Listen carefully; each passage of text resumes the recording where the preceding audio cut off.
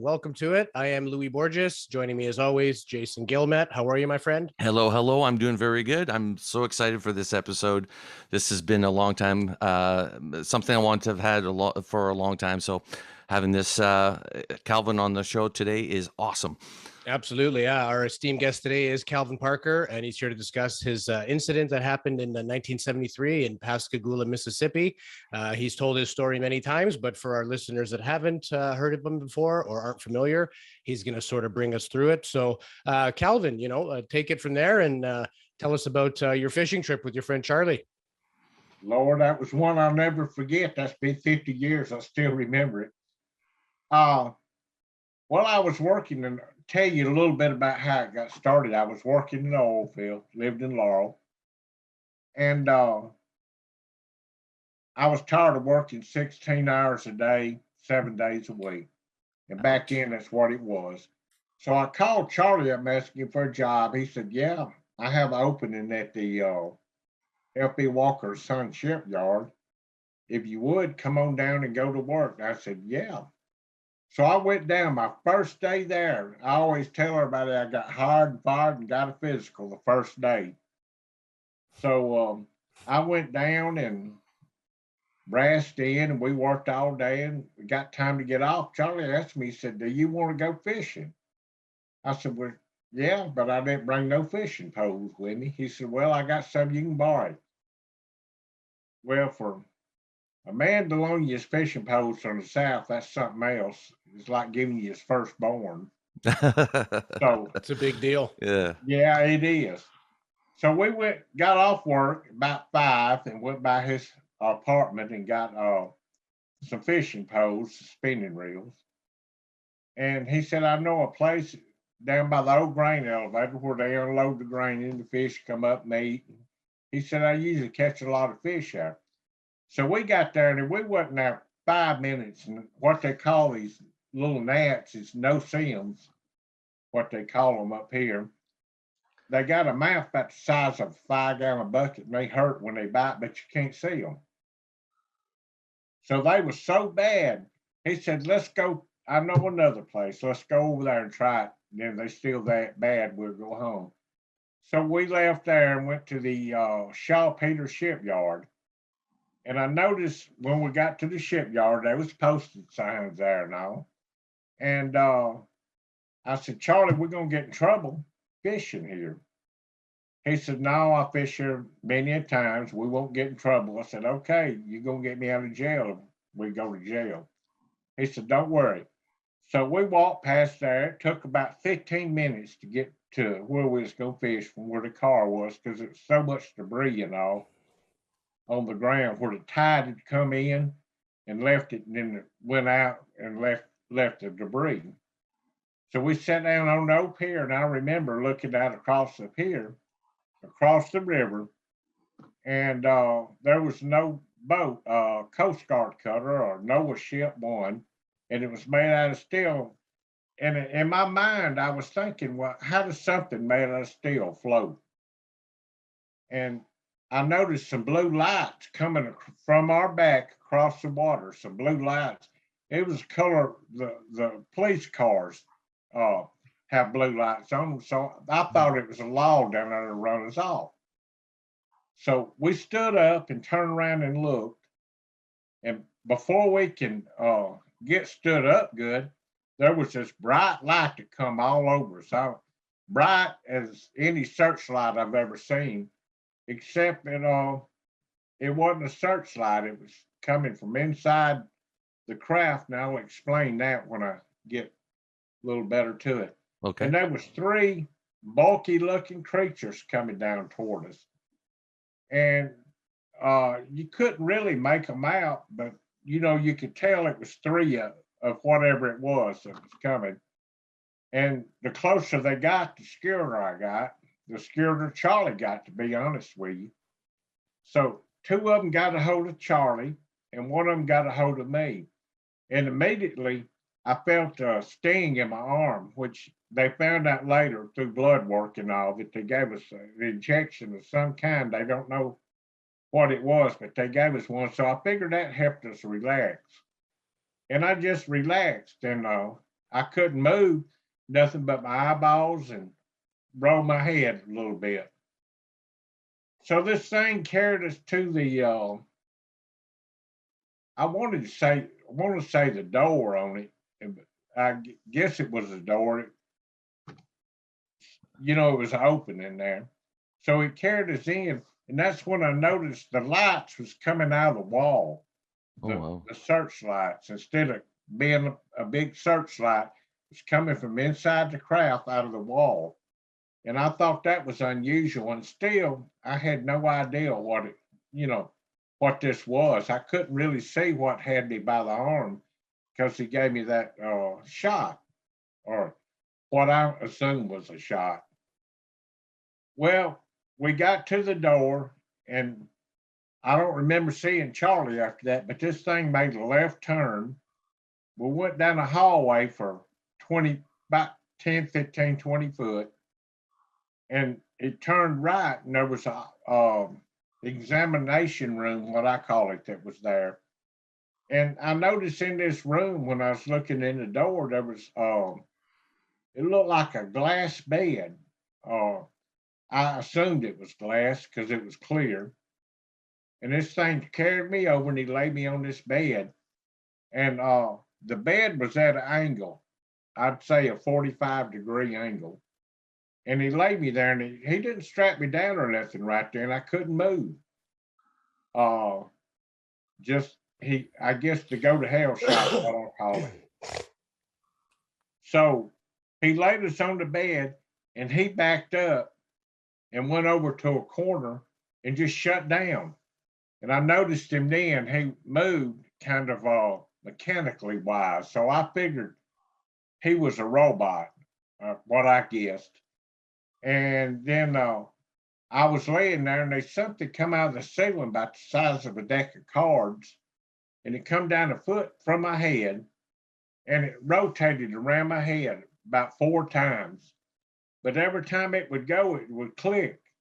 And then it shot back up in the ceiling, just disappeared. So I can't even imagine what that was. But anyhow, it did. And it shot back up and it disappeared into the ceiling. And then I felt a presence. And I really didn't hear nothing, but I just felt like it was something there watching me. And I rolled my head to be my right. And I noticed this female-looking creature had come out, or I call her a creature. It looked like a woman, looked like a regular woman. And I've said it before, and I said it now. She was so regular-looking that if you bumped into her in a bar and you had enough drinks, you'd probably ask her out. That's how normal-looking she was. There was no features to her at all, Calvin, that set her apart at all? Like, she would just look pure human? Well, the only thing that would set her apart, and I noticed her hands because I could see her hands, and her 2 middle fingers on each hand was a little longer than any normal one, but she didn't have no breast, and she had regular eyes, mouth, nose, had hair, and the lights was kind of bluish green in there, so it made her hair look bluish green, but I know it was, Right. a regular color. But she come over and she put her left hand on my jaw, and I noticed then it really wasn't no feeling to her skin. Of course, I was scared by then. My shot started wearing off or whatever I had. And she took her right hand, and she took her left hand and pushed down on my jaw, and my mouth was open, and she took her right 2 middle fingers and run down my throat. And they went past that little hangy down thing in the back. I don't know what it's called. It's an epiglottis is what they call that. Is that what they call it? Epiglottis. Yeah, the back of your throat, your little punching bag. I wondered for years what that thing was called. Well, now you know, brother. Yeah. And I started gagging, throwing up, and she yanked her hand out real quick, like her fingers. And I couldn't figure out really what she was doing. It scared me. I started bleeding, and she had scratched my throat up and all, and I was bleeding real bad. And she pulled out, and she mentally, I think she said, now I don't know that she said it was, we don't mean to harm you, or I'm not going to harm you. But anyhow, the damage was done. Right. So she pulled out, and it was blood. It was gushing blood, what I mean, where she had scratched me up. And I was thinking, well, she did harm me. And she made a noise. I don't know if I ever heard a mating call off an alligator or not. But No. if you're on the swamp, it vibrates the whole swamp. You can hear it for miles. It's kind of goom, goom, goom. And she made a noise like that, and what I call a mating call for an alligator. And I noticed I heard a noise over on my left, and I turned around and looked, and this creature that had shut down like a jack in the box come alive like a jack in the box, and he come over to where I was. Well, he grabbed me by the left arm again, and you could hear a little goosh air or something like shh, shh. And when he grabbed me by the arm, and I got relaxed again. So I figured, they said at the emergency room at the ER that, because we went right after this happened, that it looked like my arm was split, and they had pictures of it. And my arm was kind of split. And he said that a lot of times in the service, they give so many vaccinations, they got like a gallon jug with a vaccine in it, and they have air guns. And it looked like where one of them had split my arm. They come out with such pressure that it split. So that's what they're assuming the doctor, Wow. said, Dr. Bosco. But anyhow, get back to the story. They give me the shot again. Well, this lady now, or what I call a lady, like I say, it was nothing that said she was a lady. It could have been anything. It could have been something in disguise. But I figure if it was in disguise, they disguised herself like a female so it wouldn't scare you so bad. Right. She went back over to the other side, walked normal, went normal. This thing that picked me up and carried me outside back to the river and set me down, and my arms were stretched out across facing the river, and I was just standing there still. And that's when I finally heard Charlie. He said, son, you okay? And he was laying down at my feet, grabbing on my pants leg. And I thought, yeah, for everything that just happened, I'm okay. And Charlie said, let's sit down. The damage is done. Let's sit down and talk about this. And this is the only time I really ever talked to Charlie. We didn't talk about what happened to each other. Right. And we agreed not to say nothing about it because this was 1973. Nobody'd believe you, not then anyway. And we figured people would think us crazy. So we agreed we wasn't going to say nothing about it and get up and go to work the next morning. So we sat there probably 15, 20 minutes and kind of calmed down and made our way back, started making our way back to a car. Well, I noticed when we got to the car, I opened my door and the windows were shattered in place on the side, the passenger side that was facing the craft. Looked like they just shattered all in place, but they're still intact. Well, when Charlie went to open the door, the windshield on the driver's side fell out. Oh, So wow. That's crazy. It is. I don't know what shattered them. I don't know the noise of this thing taking off. Well, to get back to where it took off, let me get back to the pier. We when he was pulling on my pants leg, finally we both stood up and turned around, and this thing lifted off the ground It was already hovering off the ground, probably about 2 or 3 foot, but it just picked up a little ways in the air, and then it just shot off and disappeared. So that's kind of what scared us when we got back to the car. Then noticed the windows, and the car wouldn't hardly crank. It was a brand new car in '73. It was a brand new Rambler Hornet, and of course, I finally got the car cranked. It was my car. We started driving, and was going toward his apartment complex, and he saw a store over on the side. Back in, they didn't have cell phones, so they didn't have computers or nothing. He asked me, he said, pull in here and let's use the phone. Well, I thought he was going to call his wife. I didn't know he was going to call everybody in the country and tell them, because we agreed not to tell nobody. But Charlie went and he called Keesler Air Force Base, and apparently they told him to call the local authorities. He come back to the car. He said, "You got any change for the phone?" Now, I thought he lost his money. So we scrambled around under the seats and between the seats and found some more change. I don't think it's but a nickel or a dime to call. And he called the local sheriff department, because Keesler had told him to call the sheriff department. They didn't handle nothing like that. Well, they told us to sit there till they got there. Of course, I know they figured we was on dope or drinking. They didn't want us on the road. Well, Charlie told me that they said sit here. I said, "Who said sit there?" He said, "The police department."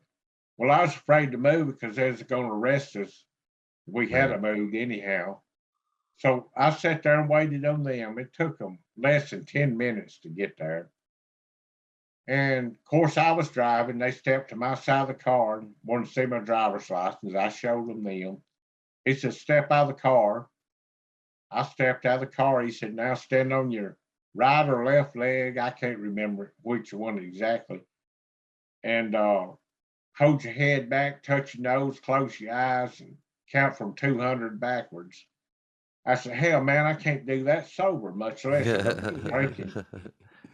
He said, "Well, do it." So anyhow, I done this little sobriety test, and I walked the line. He said, "You're okay." He said, "Follow us to the sheriff department." I said, "Well, if I'm okay, I'd rather go on home." He said, "Follow us to the sheriff department." Charlie was by then talking to the other deputy that was with him. So we followed them to the sheriff department. We got out, and they took Charlie in one room. They took me in another room. They interrogated us separate. Then they put us in a room together. And that's when me and Charlie was talking about what really happened to us. And they had it on recording. Well, the sheriff came down to the sheriff department, and he come in to the room that he had us and got something out of the drawer. And apparently it was what they call a secret tape. He was listening to it. And he come in and he said, "You boys going home, get some sleep, and I'll see y'all tomorrow." Well, this was after I took the sobriety test, and I blew the balloon up, or what they call a balloon, which showed I wasn't drinking then. And so we left and we drove on home. Well, I got to the apartment where I was staying, and you ever just felt dirty? There was blood all over you and all over my shirt. So I walked into my bathroom. I took off all my clothes. I took off my shoes, and there was a paper bag there, and I put them in a paper bag. And there was a gallon of bleach on the bathtub. So I took that bleach and just poured it on me, because I remember as a child bathing, my mother would bathe us in bleach if we had gotten poison ivy or something. And anyhow, I thought it cleaned, because this was 50 years in October. And that's the only thing I knew to do. So when I got out of the shower, I took my clothes and I put them in a dumpster. Well, I went on in and went to bed. I don't know what Charlie did. I guess he went in and went to bed. And not that I got any sleep, but I got up the next morning and Charlie was already up. So we left and was going to work, and we went on to work. And when we got at work, of course, this is my second day there, I noticed there was a lot of cars around and a lot of what they call these uplinks on TV vans. A lot of Okay. TV vans was there. And I still hadn't put two and two together. I didn't know what was going on. What we brassed in, they have a brass with a number on it. You hand it to them. They write your time right when you get there, and then when you come back out, they give you your brass and they write down when you leave. So we brassed in and got to the field. Well, somebody over the loudspeaker called for me and Charlie to come to the office. We went to the office, and the owner of the shipyard was there, which was the shipyard. He said, y'all gonna have to do something. He said, I can't use the phones. I don't know what happened, but y'all gonna have to give a press release because I got a business to conduct here and I can't use the phones because the phone lines are so stopped up. I thought, well, how in the world? I knew I had a feeling what it was then. He said, well, I got an attorney. He said, y'all tell him what to say and he'll give the press release. And my part of the press release was nothing. Excuse me. I said, I don't, nothing happened to give a press release. But Charlie went ahead, he started spilling his guts in. And kind of made me mad because we agreed not to talk about this to anybody. So Right. Charlie started telling everybody. Well, we went ahead and gave the press release. Then the sheriff showed up. He said, I want to take y'all to the emergency room and get y'all checked out. Because he's seen what kind of shape I was in that night, that I was bleeding and all that. So he took us to the emergency room. After the blood work, we seen the doctor and all this. Well, the doctor recommended that we go have be checked for radiation because he had an idea because the sheriff had told him then what had happened. So the sheriff put us in the car and he drove us to Keesler Air Force Base, which is down there. We got to Keesler. They called us, put us on through the gate. There's about 6 guys in hazmat suits, had them on. And we went to get out of the car. Well, everybody went to get out. He said, everybody stay in, but these 2 men right here. So we got out, they checked us for radiation. Well, I had some on me. Charlie didn't have none. But the reason I feel like I had a little radiation because I had been working in the oil field around what they call these gamma ray machines and all that check the seismograph of the hole, and they have radiation in them. So, I had been working around a little radiation. Well, they checked us and they said they all clear. They said, well, y'all need to go back to the meeting room. We got they want to meet with y'all. I thought, oh my goodness.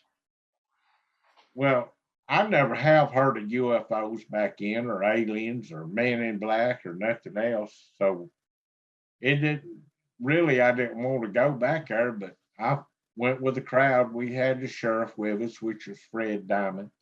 They took us to the back, and the military interviewed us along with every police department on the coast. It's 3 counties down here, or 2 counties. 3 counties, Jackson, Hancock, and Harrison, where they had the sheriff and the police department of every town, had an officer there, and they wanted to know what was going on. Well, I didn't tell them nothing. Charlie did, well, I told them just enough to what questions they asked. And then they was just as nice as they can be. They said, y'all can go. So the sheriff put us back in the car, drove us back about 30 miles to where we were at the shipyard where he picked us up. By that time, it was way dark. And he said, before y'all leave, that somebody wants to talk to you. I said, okay. But my intentions was to go home, get my clothes, and going back to Laurel and go back to work in the oil field. So we went in, and Dr. Hynek and Dr. Harder was there. And I never heard of them, but Dr. Hynek was over Project Blue Book, which they had done away with Project Blue Book by then, but Dr. Hynek was still investigating on his own. And he was just as nice. And they took Charlie back. Dr. Harder examined him, and I stayed there and talked to Dr. Hynek. And he was just kind of a person that you didn't mind talking to. Right. And he's laid back and seemed like a grandfather image, like I described him. Well, we visited with him. He gave me his card. He said, well, I'll see y'all in the morning. Now, how these two got there or found out that it happened that fast, that was the next morning after this had happened back in. That was 73. It takes you that long to make a plane reservation. Yeah. So later on, I seen his son. I asked him, I got to know his son real good, Paul Hynek. And I asked him how his daddy got there that fast. He said apparently they had connections and got a plane down. But we went back the next morning, and I took my bags with me. And as I said before, I got hired and fired and a physical all in the same day. So I went back to Laurel, and that's the end of it. I heard until 2018. And I didn't talk about this. I didn't talk about it to my family. I didn't engage to get married at the moment.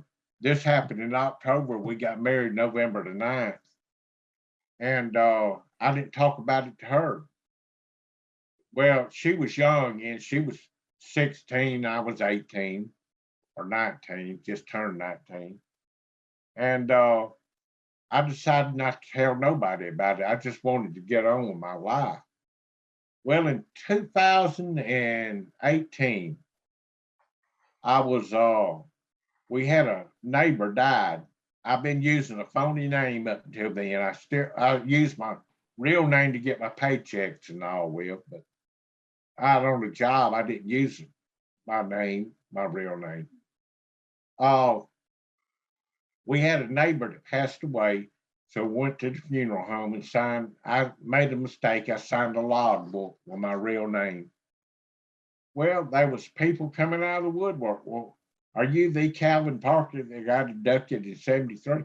Now, how in the world somebody remembered that 49 years later, 48 years later? I don't know. But they did. Well, we didn't want to take away from his wife and daughter. You know, they was grieving. They didn't need this bull around at the funeral home. I said, yeah, I'm the one, but I don't want to do this right now. So I told my wife, I said, let's get in the car and go home. Well, going home, she said, why don't you write a book? I said, I don't have the education to write one. I don't want to write a book.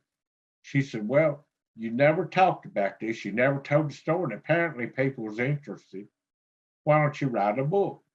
I said, no, I'm just not going to do it. And the next morning, Philip Mantle called out of the UK. And he was a publisher. I didn't know who he was back then. But Charlie had written a book years ago, and he wanted to talk to me and Martin Willis, which is a friend of mine, and asked me if he could give him a contact number. I said, yeah, you can give him my contact number. I'll talk to him, but that's about it. So Philip asked me, why hadn't you ever wrote a book just in conversation? Why don't you talk about this? I said, because the media changes your story. You start out, you tell it like it is, and they change it to be something else. Yeah. And I don't get into this bull. He said, well, why don't you write a book and put it in your own writing? That's your legacy. You write one and tell it like it is, they can't change it. I got to thinking, well, that made plenty of sense. I said, well, let me think about it for a week. Well, I done decided I wasn't going to answer his call no more, because on my phone where he called, where he tells the number, I put no answer to that right there. So I was down in about a week, and as good as his word, he called back, but I didn't look at the number that was calling, and it happened to be Philip. And have you thought about writing a book? I said, yeah, I don't want to mess with it. He said, well, that's your legacy. You need to write one, Calvin. He said, anyhow, we fooled around, we agreed. I said, the only way that I'll write a book, I don't have an education. I can't spell my own name sometimes. It's that there's nothing, the book's not edited. If it's a misspelled word, it's left alone. If it's misquoted, to tell it like it is in the book, to leave my words alone. He said, I'll do it. And he stood by his word. He's a man of his word. I have to say that. Yeah. Yeah, we've had Philip Mantle on the show a couple of, I guess about a month and a half ago. And yeah, he was the author of both of your books, which, you know, the first book was essentially telling of your story. But the second book, and I love the tenacity of Philip, because he went out and found independent witnesses that could corroborate your story. You know, you were hypnotized by none other than Kathleen Martin, who was on last week, and it was also been on previously as well too. So it took the original story and added evidence. It added, you know, I think Bud Hopkins hypnotized you as well, and those transcripts are in the book. In 1993, Bud Hopkins did.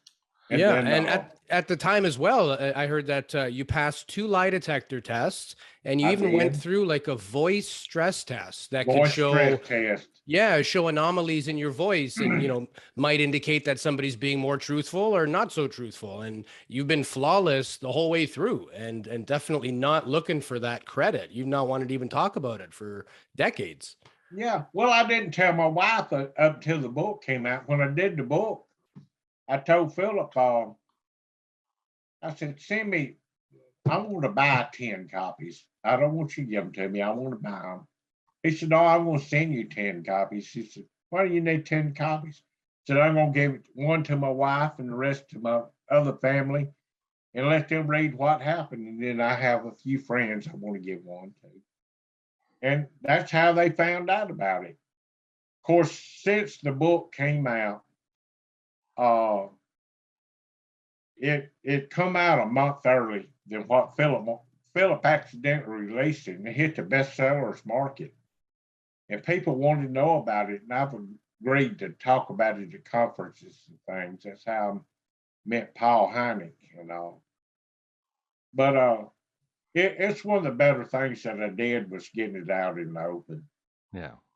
And my marriage.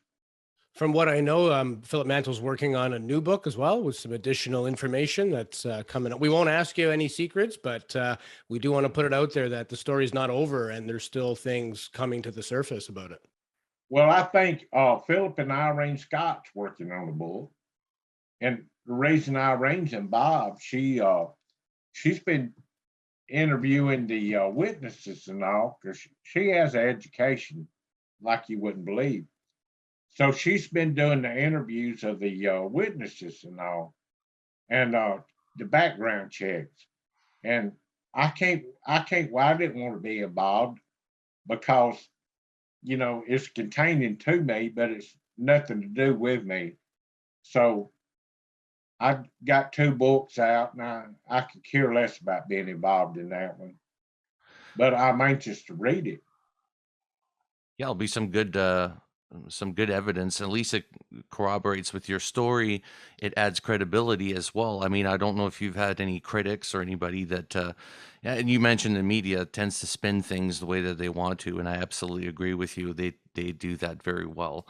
But yeah, no. The other question that I had for you though was, I saw in an interview once that you mentioned that this wasn't your only time that you've been basically taken, that there was another moment where you had missing time while fishing and you woke up and you were covered in a substance. Is that part of the story as well?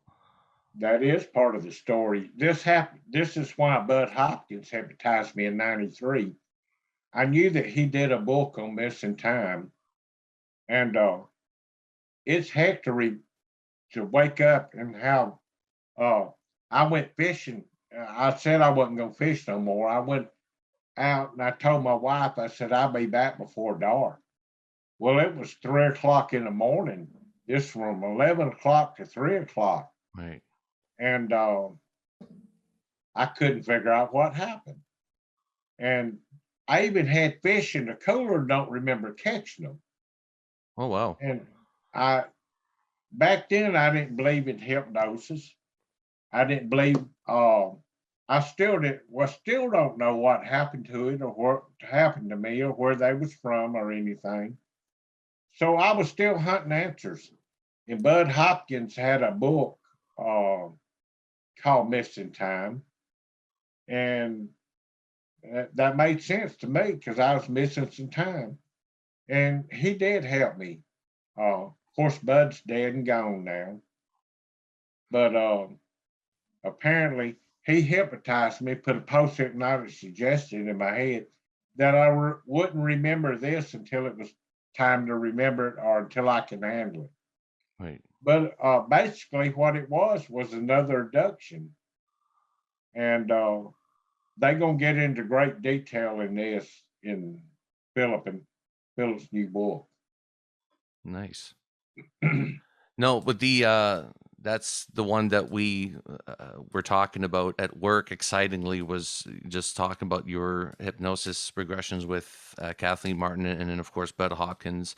I know that you mentioned in that article or that news sequence that I saw it in that basically you had enough at that point, that when you woke up, you had enough and you grabbed hold of one of these entities and gave her hell. Yeah, I beat her head against the wall. It was me and her in a fit. Back in, I was in shape. I'm sick and weakly now. But back in, I was in shape and I was going to take her with me. I didn't care where I was. Yeah. I wrapped my hands around her neck after I done beat her against the wall. Same identical female identity, except she hadn't aged like I am. And I was going to take her with me if I was pulled up or wherever I was. And because I wanted to prove, I wanted people to see what was going on. Yeah. Do you figure that your fear was so strong that you kind of fought off the paralysis, or maybe they didn't give you a strong enough dose the second time, or what was it that allowed you to actually fight back versus, because the first time you could just move your head, you were paralyzed otherwise. Pain and adrenaline. Yeah. I've had people say that these things is going to save the world and all, but I think in reality, we all just an experiment. Right. I believe, they used to experiment with animals, and I think people's the same way. They're always being experimented with. And I think it was more than just me. It was a lot more people. Yeah. That I'm sure that's been abducted. Yeah, you said that you had people just randomly showing up in your driveway. You'd come home and there'd be strangers there and they want to tell you their story. And a lot of them were really credible. They are credible. Yeah. And this still is going on till today. Just last week, we had somebody, they'll just pull up my driveway and spend the night till I get up. You look out the window and some of them even have breakfast with them.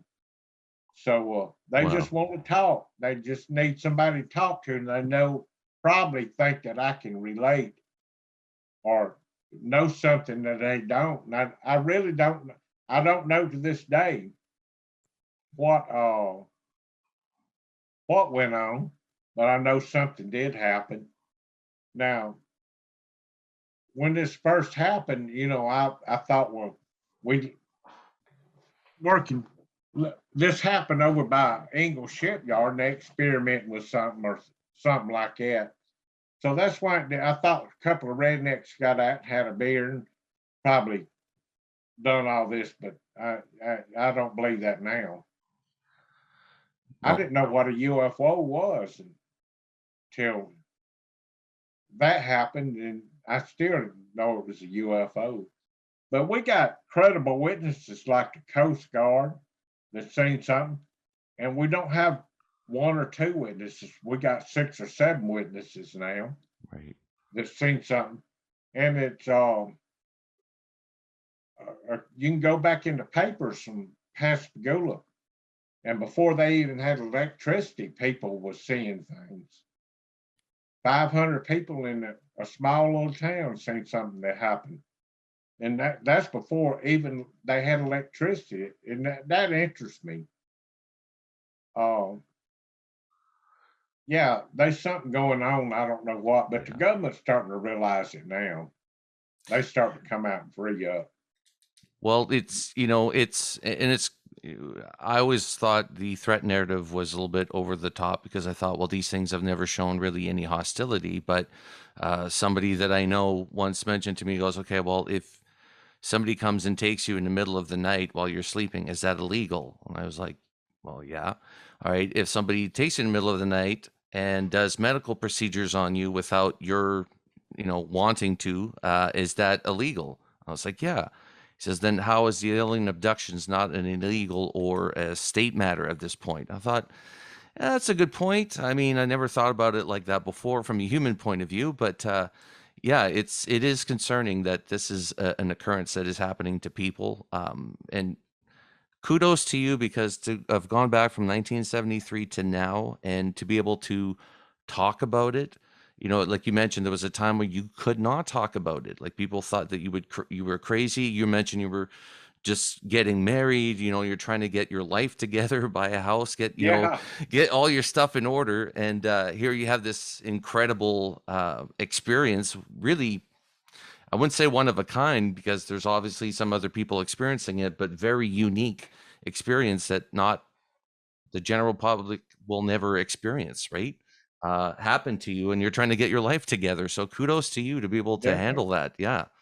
My call in life, and the way I had my life plan, was to get married, buy a house, have children, have grandchildren, retire and fish. And this really messed up my whole deal.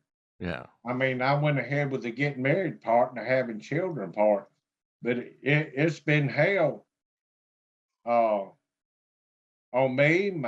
And there's times it was rough on my marriage.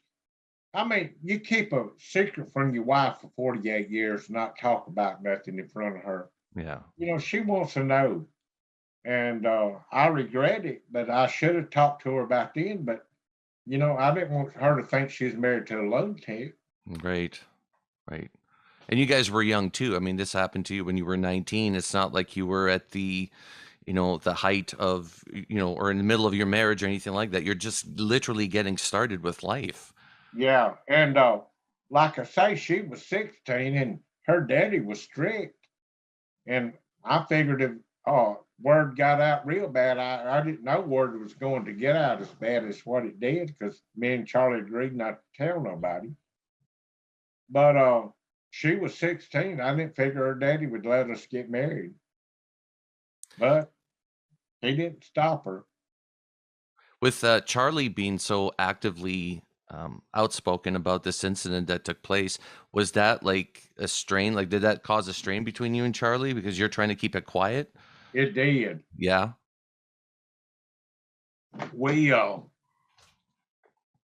I never had much to do with Charlie after this happened. I mean, I would see him and get it, but we never really talked about this. And I thought he was the one that broke the story, so it made me mad, but he really wasn't. Right. And I've wondered many a nights how the story got out. Then I thought about it one day, and it was by mistake that I even thought. Back then, people had scanners. They would scan the police department and fire department and ambulances and things. Right. That was the only entertainment they have. They didn't have internets and all that.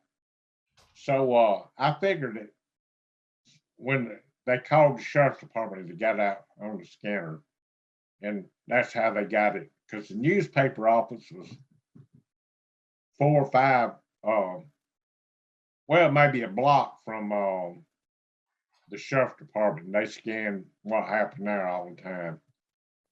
Well, so that's how they got the information that what took place that night. Yeah. I'm sure they did. And I always blamed it on Charlie, and that caused hard feelings with me and Charlie. Yeah.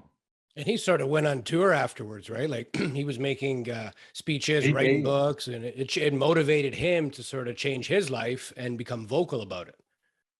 Yeah, he become real vocal about it. I think he made the conferences and all regular. You see him on. I used to see him on TV down here pretty regular. Yeah. He got in friends with a guy that owned a TV station and a local station down here, and he would be on it once a week, probably. Jeez. Yeah.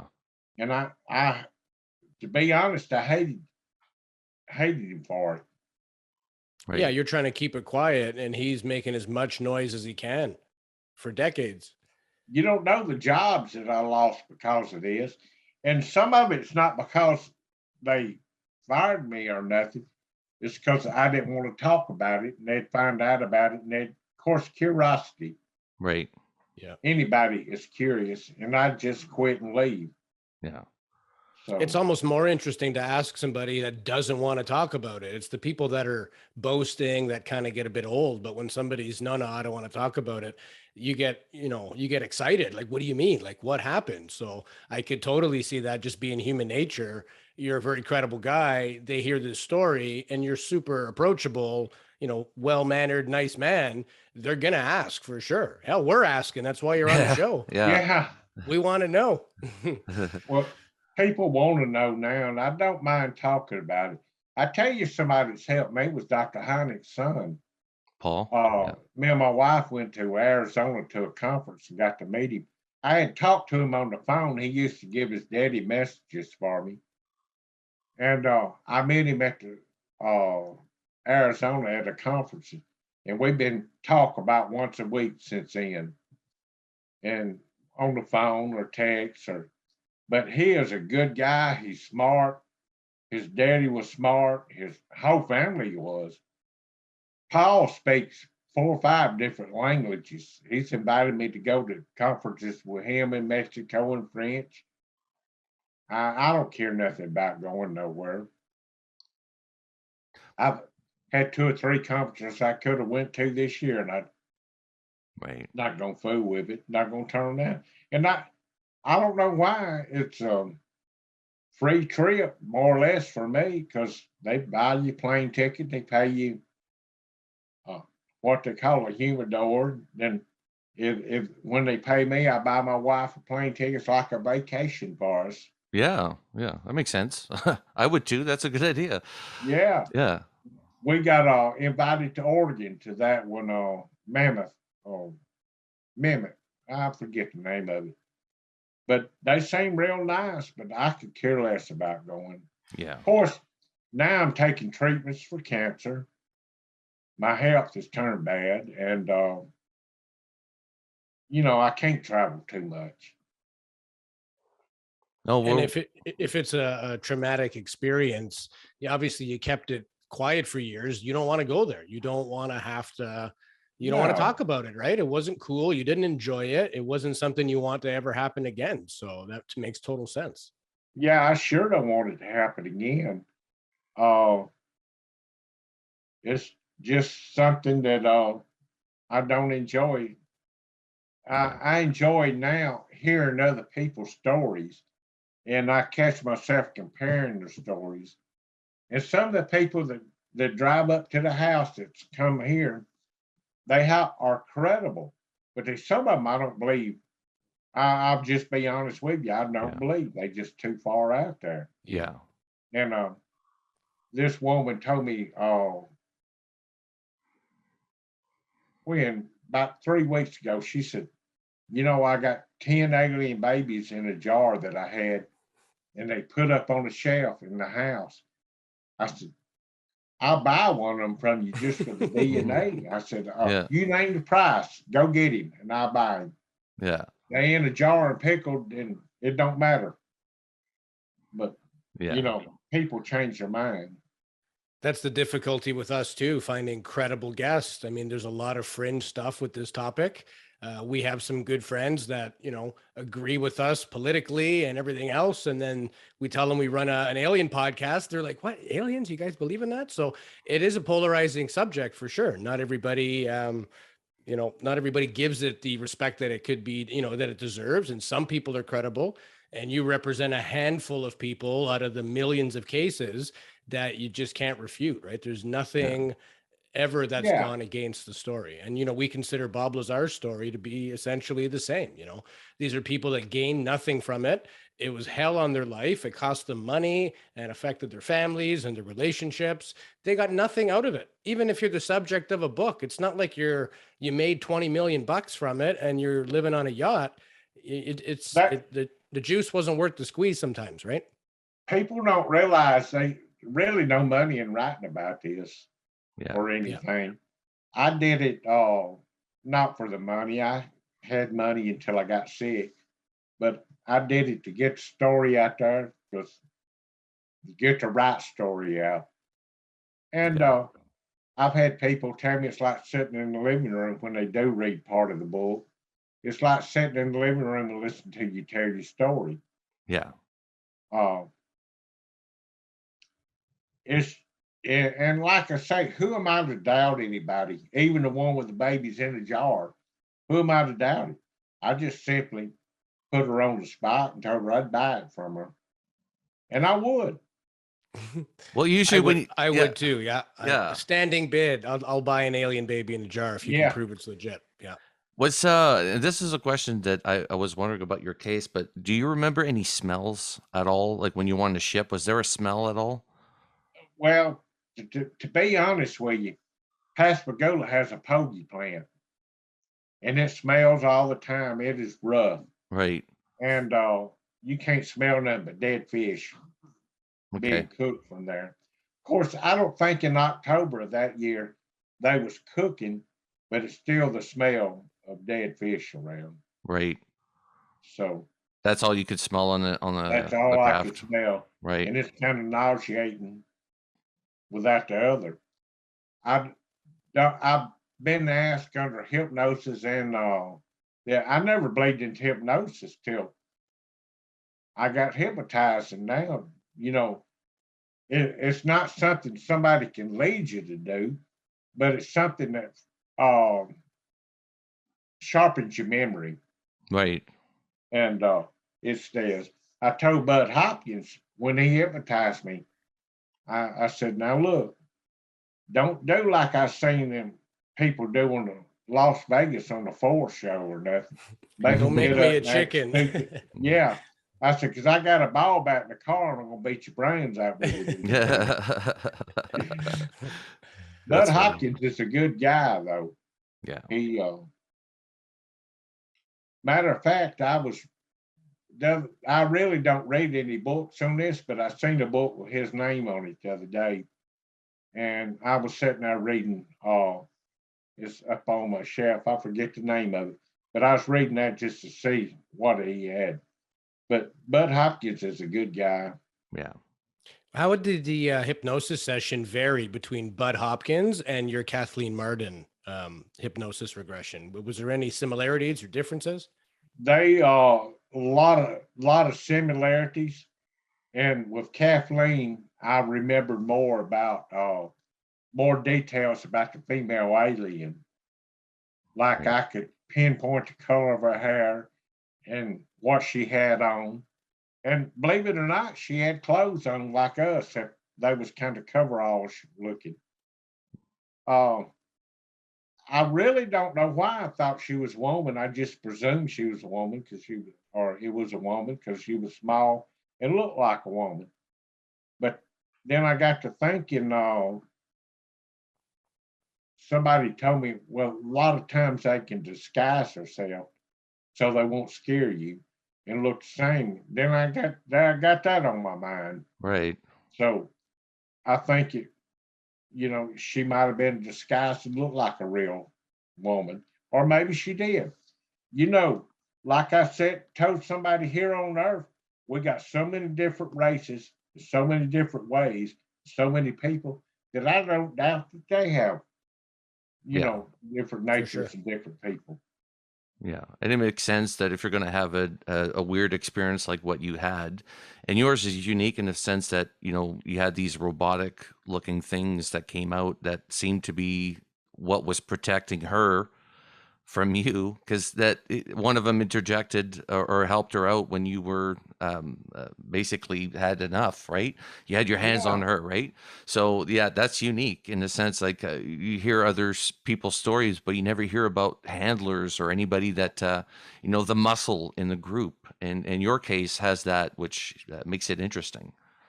Well, I didn't know what an alien was supposed to look like until I think, what was that little guy that movie that Stephen King come out with? Kind of cute. E.T. No.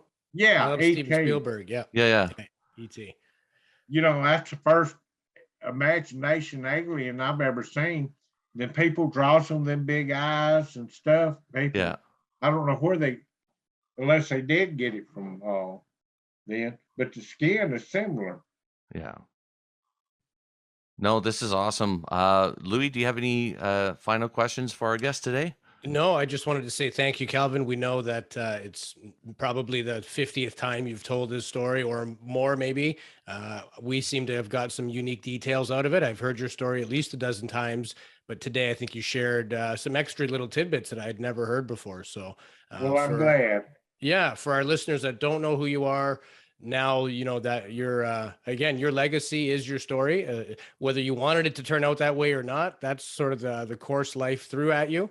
And we find you to be a really respectable man. We're believers, we wholeheartedly believe you, and we support everyone else that's been part of your experience too, like Philip Mantle and Kathleen and, other credible people that put their name on the line and stand behind you. So let me say one thing. Philip Mantle is a good man. He does what he says. He's honest. We've become friends since the books come out, and he's if there's ever been a true friend, he's one. Yeah. No, he seems like a legit person that you want on your side. He's a nice man, like you said. Yeah, we enjoyed having him on the show. It was a great conversation, and having what the I UK like perspective. What I like about him, he investigates. Yeah. And if you're in the wrong, he don't mind getting up and saying it. I've seen him get on Nick Pope's case, and ride him to the end. Yeah, that's pretty funny. I see that online every once in a while when he's on Nick Pope's case, and it's pretty funny. No, Calvin, I appreciate your time. I'm appreciative of your story, and I'm happy that you decided to start talking about it openly. Well, I appreciate y'all having me. Yeah, it's amazing to have you on, and like I said, let's have you on again if you're willing and everything's good. Let's have you on again. Let's do it. Perfect. Love to. Maybe about the time that Philip's new book comes out. Absolutely. We'll have you and Philip read that and see what I don't even know what he's saying in the book. Yeah.